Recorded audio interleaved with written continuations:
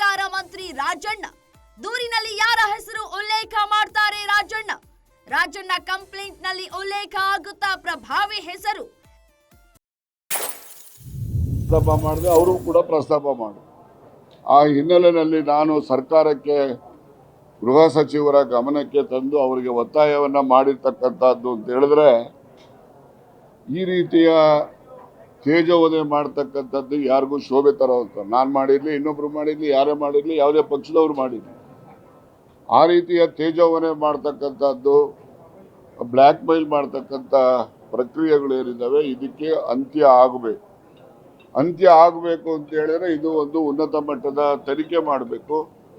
ಆ ತನಿಖೆಯಲ್ಲಿ ಯಾರೆಲ್ಲ ಅಪಾದಿತರಿದ್ದಾರೆ, ಯಾರೆಲ್ಲ ತಪ್ಪಿತಸ್ಥರಿದ್ದಾರೆ, ಅವರ ಮೇಲೆ ಕಠಿಣ ಕ್ರಮ ಆಗಿ ಇದಕ್ಕೆ ಇತಿಶ್ರೀ ಆಡಬೇಕು ಅಂತಕ್ಕಂಥದ್ದನ್ನು ನಾನು ವಿಧಾನಸಭೆಯಲ್ಲಿ ಏನು ಯತ್ನಾಳ್ ಅವರು ಪ್ರಸ್ತಾಪ ಮಾಡಿದಂಥ ವಿಚಾರಕ್ಕೆ ಸ್ಪಷ್ಟೀಕರಣವನ್ನು ನೀಡಿದ್ದೆ. ಯಾವ ತರದ ತನಿಖೆ ಆಗಬೇಕು? ತನಿಖೆ ಸ್ವರೂಪ ಅಂತ ಹೇಳಿದ್ರೆ ನಾನು ಗೃಹ ಸಚಿವರ ಜೊತೆ ಮಾತಾಡ್ತೀನಿ.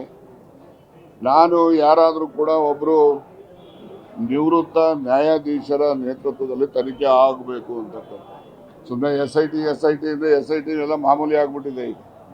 ಅದಕ್ಕೋಸ್ಕರ ನಾನು ನಿವೃತ್ತ ನ್ಯಾಯಾಧೀಶರ ನೇತೃತ್ವದಲ್ಲಿ ತನಿಖೆ ಆಗಬೇಕು ಅಂತಕ್ಕಂಥ, ಹಾಲಿ ಜಡ್ಜಸ್ ನಿವೃತ್ತ ನ್ಯಾಯಾಧೀಶ. ವಿಧಾನಸೌಧದಲ್ಲೇ ದೂರು ಕೊಡ್ತೀನಿ ಎಂದ ಕೆಎನ್ ರಾಜಣ್ಣ. ಹನಿ ಟ್ರ್ಯಾಪ್ ಮೂಲಕ ಬ್ಲಾಕ್ ಮೇಲ್ ಮಾಡುವ ಕೆಲಸ ಆಗಿದೆ. ಹನಿ ಟ್ರ್ಯಾಪ್ ಮೂಲಕವೇ ತೇಜೋವಧೆಗೆ ಮುಂದಾಗಿದ್ದಾರೆ. ನನ್ನ ವಿರುದ್ಧ ಷಡ್ಯಂತ್ರ ಮಾಡಿದವರನ್ನ ಸುಮ್ಮನೆ ಬಿಡೋದಿಲ್ಲ.